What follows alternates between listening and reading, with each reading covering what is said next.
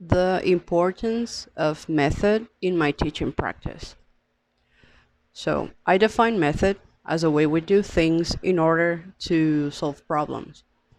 Later on, I was introduced to this new meaning of method, and I quote: Method is the level where theory is put into practice and where choices are made about the skills and content that are going to be taught, and also the content that is going to be presented. I use method while I'm executing my planning, my teaching planning in the class. I think about all the possible ways or directions that different choices can lead me to.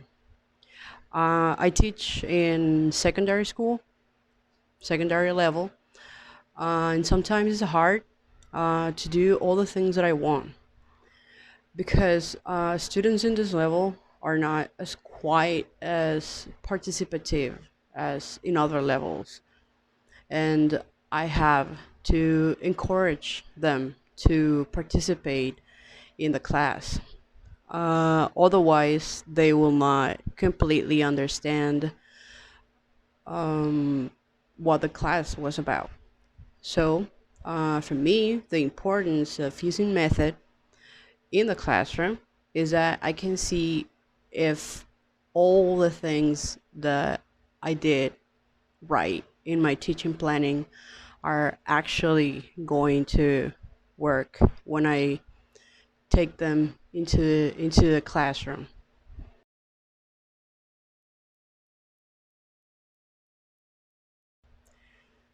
The importance of approach in my teaching practice. In my own words, an approach is a way in which we observe things and how we act on them to solve a problem, or observe how an action can be taken to solve it. I am adding and quoting the definition of Edward Anthony that says that an approach is a set of correlative assumptions dealing with the nature of language teaching and learning. An approach is axiomatic. It describes the nature of the subject matter to be taught. Pedagogical approaches play a key role in the teaching and learning processes on a different educational levels.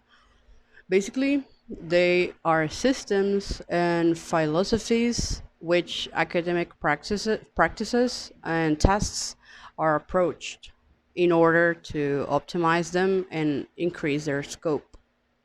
Teaching incorporates the processes of communication, socialization, and interaction, and with knowledge between the different actors and agents of educational process.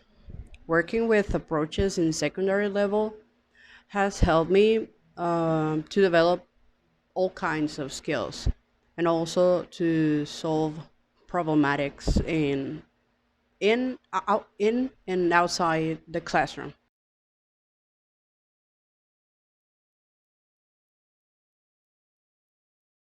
Teaching techniques.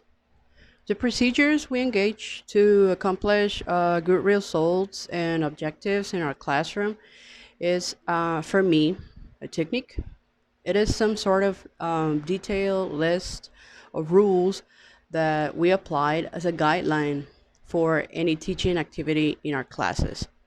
Technique is the level where the classroom procedures are described. I quote Edward Anthony again by saying that techniques must be consistent with a method and therefore in harmony with an approach as well.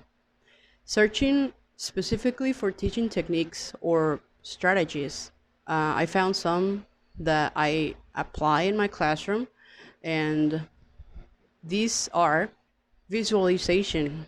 I work with this one by using a projector in my classes to display photos, to play videos, and I encourage my student to get out of their seats by making games or activities. I also apply cooperative learning.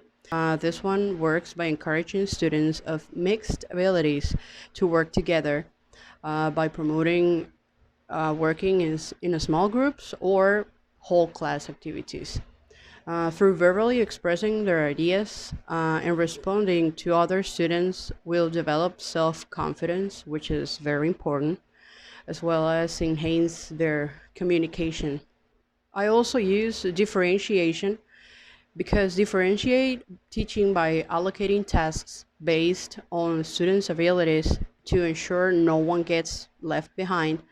Assigning classroom activities according to students' unique learning needs means individuals with higher academic capabilities are stretched, and those who are struggling get the actual appropriate support.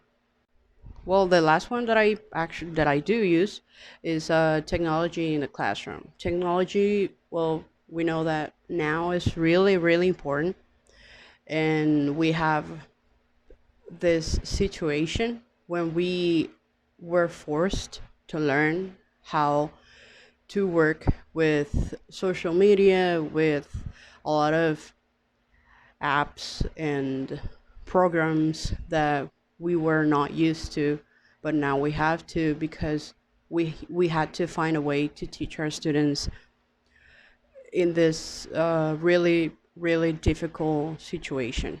So the technology in the classroom, working with projectors or mobile devices, are used to display images or and videos, which helps students to visualize new academic concepts.